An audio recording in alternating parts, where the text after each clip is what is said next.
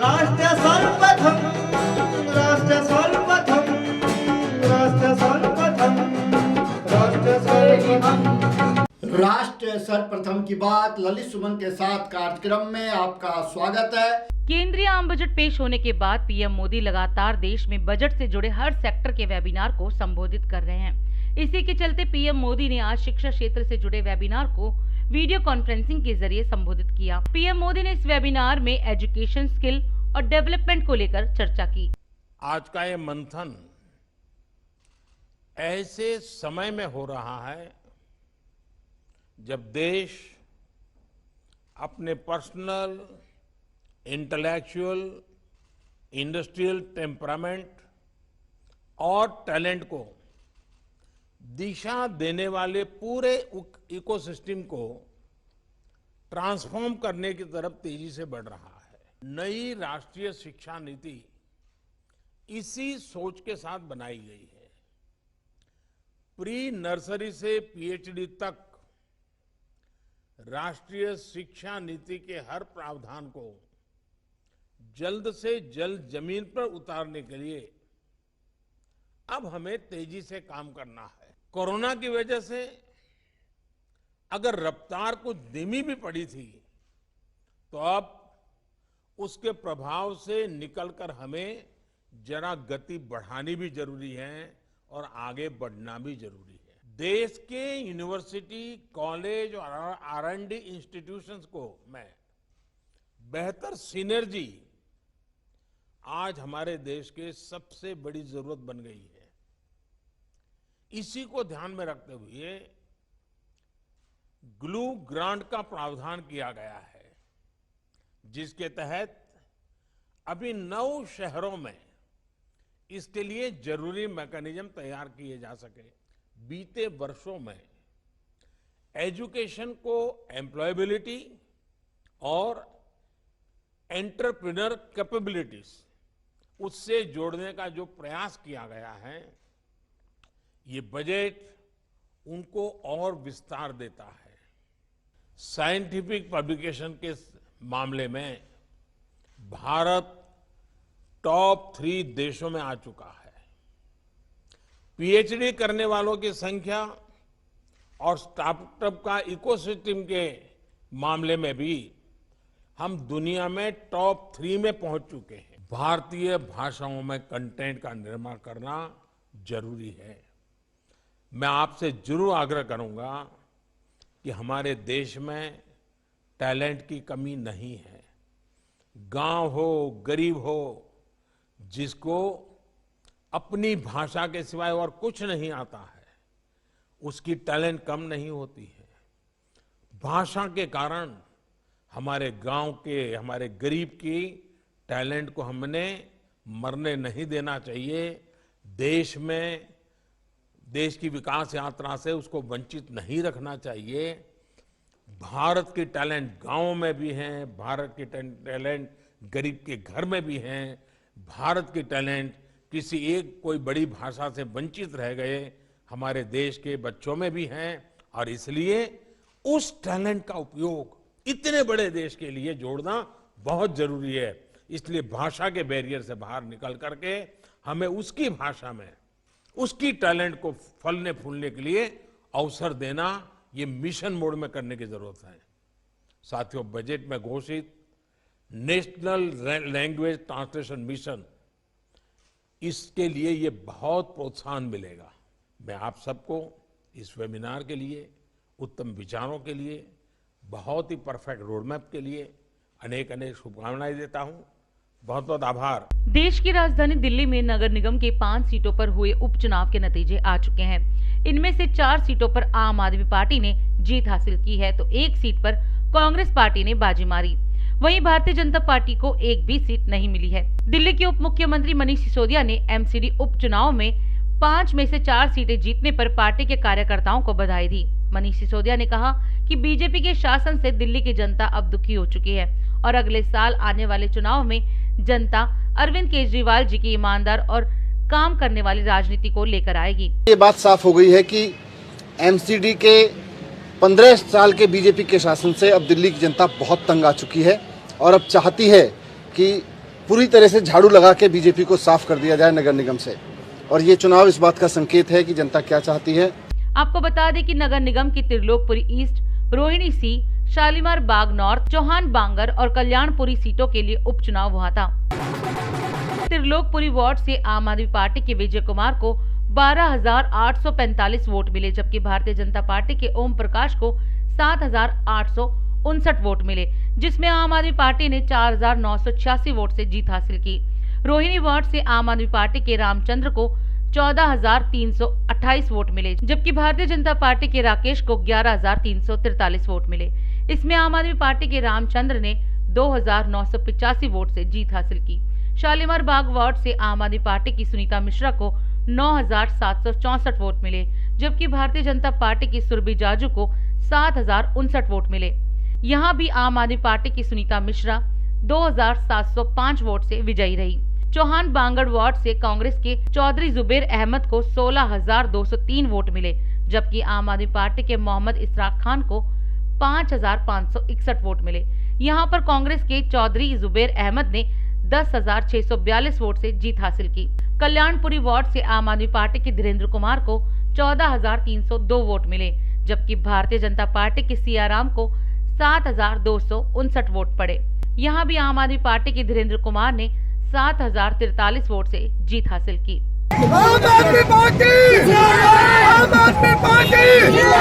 मेरे यहाँ बहुत अच्छा रिजल्ट रहा है।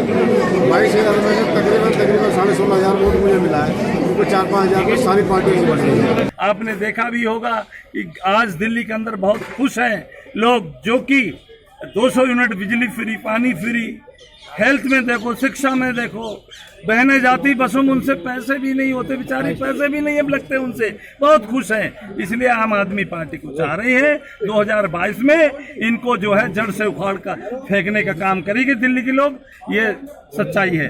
22 वर्षों से प्रकाशित मदर इंडिया पत्रिका पढ़ते रहे देश दुनिया की खबरों के लिए।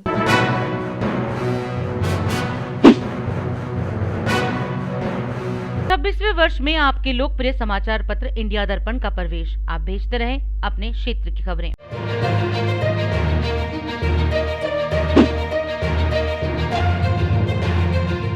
अयोध्या में भगवान राम मंदिर के भव्य निर्माण के लिए नई दिल्ली सांसद मीनाक्षी लेखी ने निधि समर्पण सम्मान समारोह का कार्यक्रम आयोजित किया। इस कार्यक्रम में विश्व हिंदू परिषद के केंद्रीय संगठन महामंत्री विनायक राव देशपांडे और भाजपा नेता अशोक गोयल देवरा भी शामिल हुए। आज के माध्यम से मैं सिर्फ बताना चाहती हूँ कि अभी तक जो हिसाब है मेरे पास वो 74 लाख का है, लेकिन ये एक्चुअली 75 से ज़्यादा है। तो आप सब लोगों का बहुत बहुत आभार और धन्यवाद कि हम सब अपने हिस्से का तो हम सब लोग 80 के आसपास जो है धनराशि जमा कर पाए। तो सबका काम उसमें रहा, सबका सहयोग रहा, आप सबका धन्यवाद। लेकिन राम मंदिर निर्माण का जो कार्य पूरे देश भर में चला है, तो मेरा एक्सपीरियंस तो बहुत कम है, जानकारी भी बहुत कम है। तो मैं चाहूँगी कि माननीय विनायक देशपांडे जी और कोटेश्वर जी इसके विषय में हम सबको जानकारी दें। तो मैं पहले विनायक जी को बुलाना चाहती हूँ। जैसे राम सेतु के निर्माण में गिलहरी का भी योगदान था और नल नील तो उसके प्रमुख आर्किटेक्ट और इंजीनियर थे, तो वो ही कहना है। तो गिलहरी से नल नील तक लोगों ने इसमें समर्पण किया है। सुग्रीव ने किया, अंगद ने किया, हनुमान जी ने किया, विभीषण ने भी किया। क्यों? क्योंकि राम सभी का है, राम हर एक के अंतःकरण में है।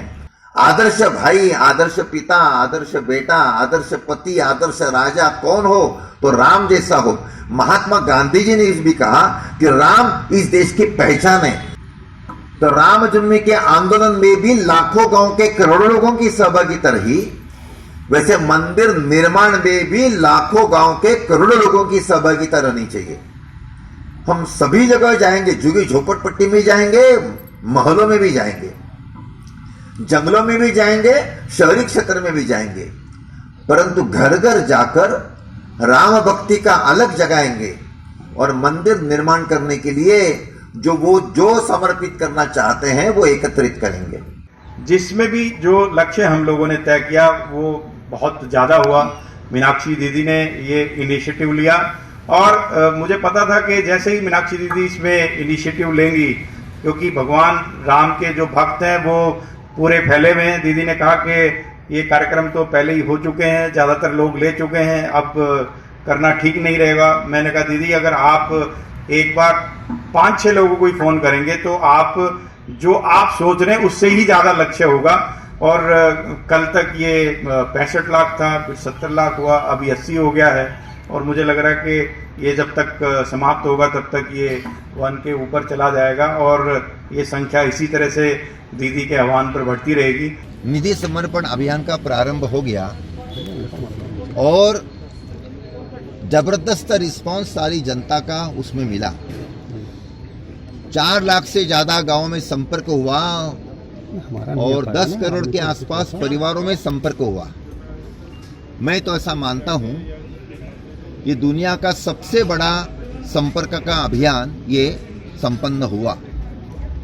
भगवान राम के संदर्भ में लोगों के मन में कितनी जबरदस्त श्रद्धा है, हम सुनते थे, पढ़ते थे, लेकिन उसकी प्रत्यक्ष अनुभूति सभी कार्यकर्ताओं को ये हो गई। इसमें अनुसूचित जाति, जनजाति, झोपड़पट्टी में रहने वाले लोग, अरुणाचल हो, मिजोरम हो, नागालैंड हो या अरुणाचल हो, वहाँ से कन्याकुमारी, गुजरात, पोरबंदर तक सभी लोगों ने सहभाग दिया। सारे राम भक्त, सारा भारत ये इस बहाने ये एकत्रित हो गया। उसके संदर्भ में जो सारी योजना बनी है, 40 महीने में मंदिर निर्माण का काम पूरा हो जाएगा और अयोध्या एक बहुत बड़ा आस्था का केंद्र पहले से ही था, वो आगे भी उससे भी ज़्यादा उसका महत्व बढ़ेगा, ऐसा हमें पूरा विश्वास है। सारी जनता को हम अभिवादन करते हैं और हमें लगता है इस अभियान के कारण धर्म के संदर्भ में, देश के संदर्भ में, राष्ट्र के संदर्भ में लोगों के मन में एक स्वाभिमान का, निष्ठा का, आस्था का और श्रद्धा का जबरदस्त पैमाने पर यह जागरण हुआ है। निधि समर्पण समारोह के पीछे जो अभिव्यक्ति है वो यही थी कि जिन भी लोगों ने समर्पण के भाव से राम मंदिर निर्माण में सहयोग किया, उन सबको इस शुभ कार्य से सब लोग जुड़े रहे।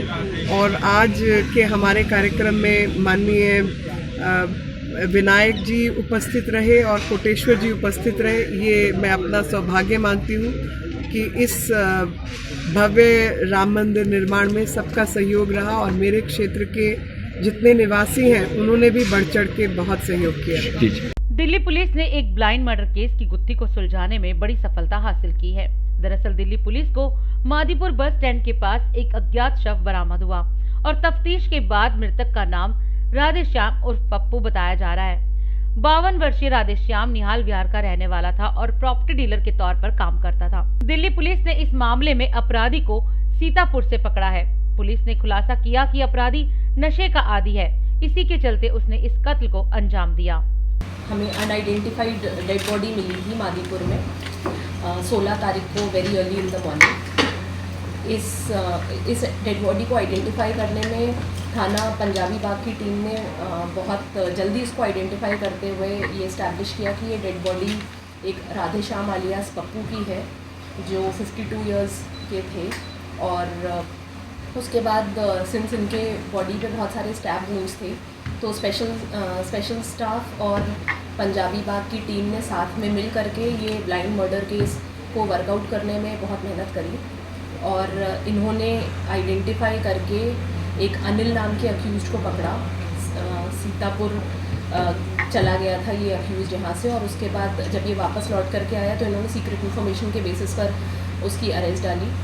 वो अक्यूज़ पे ये बताया अपने डिस्क्लोजर में कि वो फिल्मिस्तान के एरिया में कहीं रहता था, वहाँ पर नौकरी की तलाश में रहता था, ड्रग एडिक्ट है। वहाँ से जब ये रात में लौट करके आ रहा था 15 तारीख की रात में तो उसको ये डिसीज्ड रास्ते में बस स्टॉप पे बैठा मिला। इसने उसको लिफ्ट दी कि मैं तुम्हें पीरागढ़ी तक छोड़ दूँगा और जब ये उसको यहाँ तक की लेकर के आया फिर इसने उससे 50 रुपये मांगे तो 50 रुपये डिसीज ने दिए नहीं। ये उसने वापस छोड़ने के बहाने इसको मादीपुर तक ही लेकर के गया। वहाँ पर जाकर के इससे झगड़ा करके इसको चाकू मारा पेट में, छाती पर और रिस्ट पर, जिससे अक्यूज़्ड की वहाँ पर मौके पे डेथ हो गई। उसके बाद इसकी जेब से इसने मोबाइल फ़ोन निकाल लिया। इसकी जेब में 422 रुपये थे, वो निकाल लिए और वहाँ से फरार हो गया।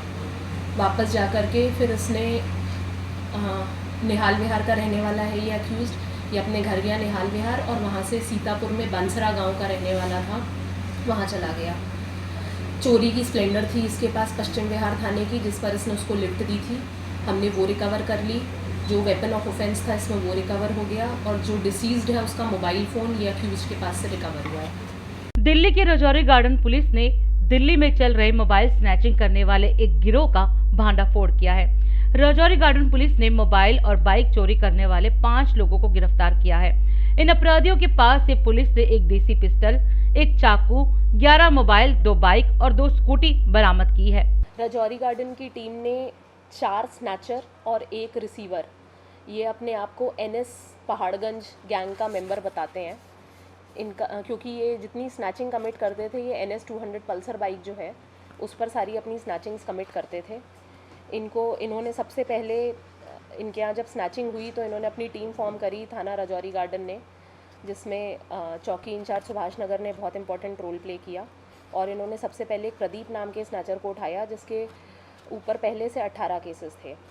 प्रदीप की निशानदेही पर फिर बाकी के जो 3 स्नैचर्स हैं अविनाश, करण और जुम्मन मिले, जिसमें से अविनाश के पास एक कंट्री मेड पिस्टल मिला और करण के पास एक बटनदार चाकू मिला।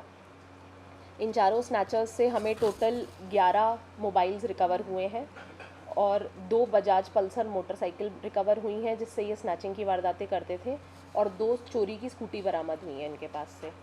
इसमें हमने टोटल जो 11 फ़ोन मिले हैं, जिसमें से 7 अभी तक कनेक्ट हो चुके हैं, बाकी की 4 अभी प्रक्रिया में है। फर्दर इन्वेस्टिगेशन में वो आगे कनेक्ट होंगे। इसके अलावा जो ये फ़ोन चुराते थे, जो स्नैच करते थे लोगों से फ़ोन, वो आगे एक पुनीत पुन्नू नाम के आदमी को बेचते थे, जो इसका रिसीवर था, और वो आगे इसके अलग अलग पार्ट्स सस्ते दामों में मार्केट पे बेचता था। वो उस जो पुनीत पुन्नू है उसके पास से भी हमें 2 फ़ोन स्नैचिंग के बरामद हुए हैं। अभी उनको आगे कनेक्ट करने की प्रक्रिया जारी है। जो ये स्नैचर थे, इसमें अविनाश अलियास अभिमन्यु जो है उसके पहले के 3 केसेस हैं, ये मोतिया खान पहाड़गंज का रहने वाला है। जो करण अलियास साहिल अलियास बंटी है, ये 22 साल का है और रघुवीर नगर का रहने वाला है। इसके पहले के 8 क्रिमिनल केसेस हैं। जुम्मन अलियास मोनू, ये नबी करीम का रहने वाला है, इसके पहले 5 केसेस स्नैचिंग के हैं। प्रदीप अलियास राहुल, ये मोतिया खान पहाड़गंज का रहने वाला है, उस थाने का BC है और 18 पहले की इसकी क्रिमिनल इन्वॉल्वमेंट्स हैं। जो पुनीत अलियास पुन्नू है, वो मुल्तानी डांडा पहाड़गंज का रहने वाला है, ये रिसीवर था स्टोलन प्रॉपर्टी का, इसके पास से भी 2 मोबाइल फ़ोन बरामद हुए हैं। राष्ट्र सर्वप्रथम की बात ललित सुमन के साथ कार्यक्रम में। अभी समय है एक ब्रेक का, हम अभी चलते हैं ब्रेक पर। 22 वर्षों से प्रकाशित मदर इंडिया पत्रिका, पढ़ते रहें देश दुनिया की खबरों के लिए।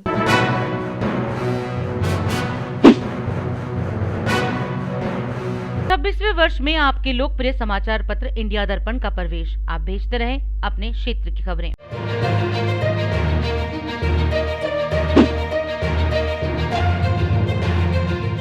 राष्ट्र सर्वप्रथम की बात ललित सुमन के साथ कार्यक्रम में ब्रेक के बाद आपका फिर से एक बार स्वागत है। बिहार सूचना एवं जनसंपर्क विभाग से मिली जानकारी के मुताबिक बिहार में एम्स को जोड़ने के लिए नौबतपुर से 4 लेन सड़क बनेगी। मुख्यमंत्री श्री नीतीश कुमार की पहल पर राज्य में यातायात को और सुगम बनाने हेतु पथ निर्माण विभाग द्वारा लगातार प्रयास जारी है। नौबतपुर को एम्स से जोड़ने के लिए 4 लेन सड़क बनाई जाएगी। सोमवार को सदन में इसकी जानकारी देते हुए विभागीय मंत्री ने कहा कि सड़क का DPR बनाने के लिए परामर्शी का चयन कर लिया गया है। केंद्र की मंजूरी मिलने के बाद इस पर काम शुरू हो जाएगा। बक्सर के जिलाधिकारी की अध्यक्षता में प्रवेशोत्सव अभियान के तहत कक्षा 1 से 8 एवं 9 में नामांकन हेतु विशेष बैठक का आयोजन किया गया। इस मौके पर उन्होंने संबंधित अधिकारियों को आवश्यक दिशा निर्देश दिया। बेगूसराय के जिला पदाधिकारी श्री अरविंद कुमार ने लोक स्वास्थ्य अभियंत्रण प्रमंडल के तत्वावधान में कुल 18 चापाकल मरम्मती दलों को हरी झंडी दिखाकर विभिन्न प्रखंडों के लिए रवाना किया। यह बंद पड़े चापाकलों को ठीक करेगा। सहरसा के जिलाधिकारी श्री कौशल कुमार ने राजस्व कर्मचारियों, अंचल निरीक्षकों एवं अंचलाधिकारियों के साथ बैठक की। उन्होंने ऑनलाइन दाखिल खारिज आवेदनों को ससमय निष्पादन करने का निर्देश दिया। जहानाबाद के जिला पदाधिकारी श्री नवीन कुमार की अध्यक्षता में कक्षा 1 से 8 एवं 9 में नामांकन हेतु बैठक की गई। इस संबंध में उन्होंने प्रवेशोत्सव अभियान चलाने हेतु कई आवश्यक दिशा निर्देश दिया। मुजफ्फरपुर के जिलाधिकारी श्री प्रणव कुमार ने स्थानीय अस्पताल में एईएस और चमकी बुखार पर प्रभावी नियंत्रण हेतु कंट्रोल रूम का उद्घाटन किया तथा जन जागरूकता एवं प्रचार प्रसार हेतु आवश्यक दिशा निर्देश दिया। नवादा के जिलाधिकारी श्री यशपाल मीणा की अध्यक्षता में शिक्षा विभाग की बैठक की गई। उन्होंने प्रवेशोत्सव अभियान के तहत कक्षा 1 से 8 एवं कक्षा 9 में नामांकन के संबंध में कई आवश्यक दिशा निर्देश दिया। भोजपुर के जिलाधिकारी ने वीडियो कॉन्फ्रेंसिंग के माध्यम से राजस्व विभाग की समीक्षा की। इस दौरान उन्होंने राजस्व एवं न्यायालय कंप्यूटराइजेशन से जुड़े कार्य हेतु संबंधित अधिकारियों को आवश्यक दिशा निर्देश दिया। बिहार के दरभंगा राज परिसर में अत्यंत प्राचीन श्यामा काली मंदिर स्थापित है। मिथिलांचल ही नहीं, देश विदेश के कई श्रद्धालु यहाँ दर्शन के लिए आते हैं। यहाँ आने वाले भक्तों की संतान की कामना हो या धन संपत्ति की, माता भवानी हर मनोकामना पूर्ण करती हैं। नवंबर दिसंबर के महीने में यहाँ नवा का आयोजन होता है, जिसमें बड़ी संख्या में श्रद्धालु उपस्थित रहते हैं। तो क्या है श्यामा काली मंदिर की विशेषता, देखें DID TV की इस रिपोर्ट। मैं आज आपको अति प्राचीन माँ काली मंदिर श्यामा काली यहाँ विराज रही है, दरभंगा राज के द्वारा स्थापित की गई। यह मंदिर पूरे देश में अति प्रसिद्ध और प्राचीन मंदिरों में शुमार किया जाता है और यहाँ नवाह कीर्तन, भंडारा, हवन पूजन, नए नए वाहनों का पूजन, उपनयन, जनेऊ और विवाह आदि की भी व्यवस्था की जाती है। यहाँ श्यामा की महिमा अपरंपार है। दरभंगा का अति प्राचीन मंदिर जो मिथिलेश रमेशस्य चितयांग सुप्रतिष्ठाता श्यामा रमेश्वरी पातु रमेश्वर कुल देवान साके 1855 सन 1933 में इस मंदिर की स्थापना और यहाँ श्यामा काली विराजती थी। ये दरभंगा महाराज के पूर्वज के चिता पर विराज रही हैं और इनकी अद्भुत कथाएं हैं। कोई यहाँ से खाली हाथ नहीं जाता। और मैं आपको बताता चलूँ कि दरभंगा महाराज भारत के अनेकों शहर में माँ श्यामा काली की स्थापना कर चुके हैं। नई दिल्ली, कलकत्ता, पटना समेत कई जगहों पे और मुजफ्फरपुर में, सिकंदरपुर में तो खास तौर पे श्यामा काली का ही स्वरूप आपको देखने को मिलेगा। चंद्रकांत जी, आप कितने वर्षों से माँ की सेवा में तल्लीन हैं? 10 वर्ष से हूँ। क्या पाया है माँ की, क्या रूप है? यहाँ कहते हैं लोग जो भी आते हैं वो खाली हाथ नहीं जाते, तो आपका जो अनुभव है और क्या विशेषता है थोड़ा विस्तृत से बताएं हमारे दर्शकों को। हमारा अनुभव तो यही कहता है, जो कि हम जब से आए हैं तब से यही देखते हैं, जो कि लगभग जो कोई भी आया है उनका मनोकामना पूरा ही होता है और पूरा होता ही रहेगा। यहाँ क्या कहते हैं, विदेश से भी लोग आता है, क्या कहते हैं यहाँ पर में उनका मनोकामना पूरा होता है। भारत से नहीं, पूरा विदेश से भी लोग आता है और यहाँ सभी को संतान हो, चाहे धन संपत्ति हो या जो कुछ भी हो, सबको पाता है और सबको मिलता है। ठीक श्यामा काली के दर्शन के बाद लोग अन्नपूर्णा माता के मंदिर में जरूर आते हैं। कहा जाता है, शास्त्रों में भी उल्लेख है कि अन्न की दात्री और धन की दात्री अन्नपूर्णा होती है। माँ अन्नपूर्णा की पूजा करने से मनुष्य को कभी अन्न की त्रुटि नहीं होती और धन धान्य होता है सब लोग। इसलिए भक्तगण श्यामा काली परिसर में आते हैं तो अन्नपूर्णा मंदिर भी जरूर दर्शन करने आते हैं। मैं मिहिर कुमार झा, DID न्यूज के लिए। दिल्ली नगर निगम के 5 वार्डों में हुए उपचुनाव में आम आदमी पार्टी को बड़ी जीत मिली। इसमें से 4 वार्डों में पार्टी ने कब्जा जमाया, जबकि कांग्रेस के खाते में 1 सीट गई। आत्मनिर्भर भारत के लिए शिक्षा और कौशल विकास पर सत्र को संबोधित करते हुए प्रधानमंत्री नरेंद्र मोदी ने कहा है कि आत्मनिर्भर भारत के निर्माण के लिए देश के युवाओं में आत्मविश्वास उतना ही जरूरी है। देश में 24 घंटे में कोरोना के 14,989 नए मामले सामने आए। इसके साथ ही 98 की मौत हुई। हरियाणा के युवाओं को निजी क्षेत्र की नौकरियों में 75% आरक्षण, राज्यपाल ने विधेयक को दी मंजूरी। सुप्रीम कोर्ट ने आज कहा है कि निजी संपत्ति या गुलाम नहीं है कोई भी पत्नी, साथ रहने के लिए आप उसे मजबूर नहीं कर सकते। जम्मू कश्मीर के श्रीनगर में एक लेफ्टिनेंट कर्नल ने उठाया खौफनाक कदम, खुद को गोली से उड़ाया। सोशल मीडिया की नई गाइडलाइंस पर डीएम ने पत्रकार को भेजा नोटिस। इस कार्रवाई पर हस्तक्षेप करते हुए केंद्रीय सूचना और प्रसारण मंत्रालय ने नोटिस को अतिक्रमण करार दिया है। 50,000 के ऊपर निकला सेंसेक्स, निफ्टी में भी रहा उछाल। महंगे डीजल से ट्रक भाड़ा एक महीने में 10% बढ़ा, फल सब्जियों के दाम भी बढ़े। कंगना रनौत ने एक बार फिर दीपिका पादुकोण पर निशाना साधा। कंगना ने दीपिका पादुकोण के जीन्स वाले विज्ञापन पर कॉन्सेप्ट चोरी करने का आरोप लगाया है।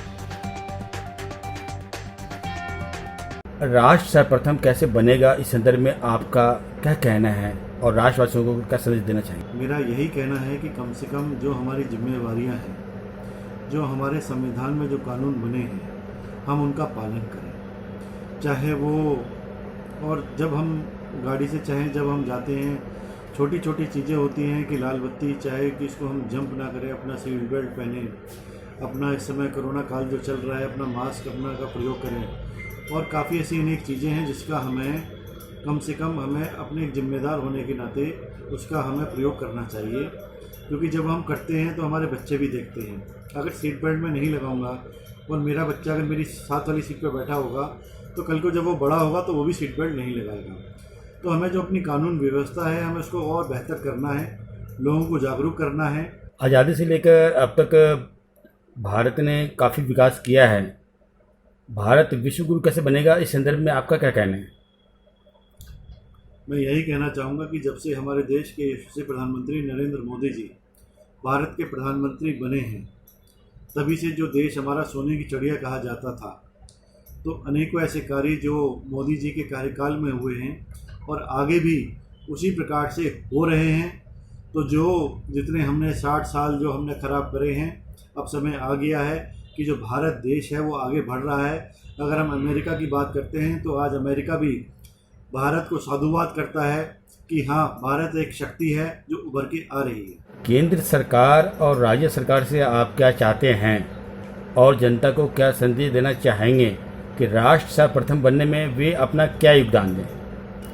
देखो, राष्ट्र सरकार है, उसकी अपनी अलग नीतियां हैं, अपने एक नए आयाम हैं। और जो हम देख रहे हैं कि अगर केंद्र सरकार ने, चाहे वो बैंकों का खाता हो, महिलाओं को गैस का हो, चूल्हे का हो, चाहे वो मेडिकल पॉलिसी की योजना हो, चाहे वो किसानों के लिए योजना हो, चाहे वो स्किल डेवलपमेंट का काम हो, तो एक केंद्र सरकार है वो अपने हिसाब से देश में जिस चीज़ की रिक्वायरमेंट है उस हिसाब से पॉलिसियाँ लेके आ रही है और इन चीज़ों को राज्यों तक दे रही है। तो मैं यही कहना चाहूँगा कि जो केंद्र शासित जो पॉलिसियाँ हैं वो घर घर तक पहुँचनी चाहिए। इसमें मेन रूप जो राज्य सरकार है उसका अहम रूप रहता है। राष्ट्र सर्वप्रथम बनने में भ्रष्टाचार कितना बाधक है, इस संदर्भ में आपका क्या कहना है?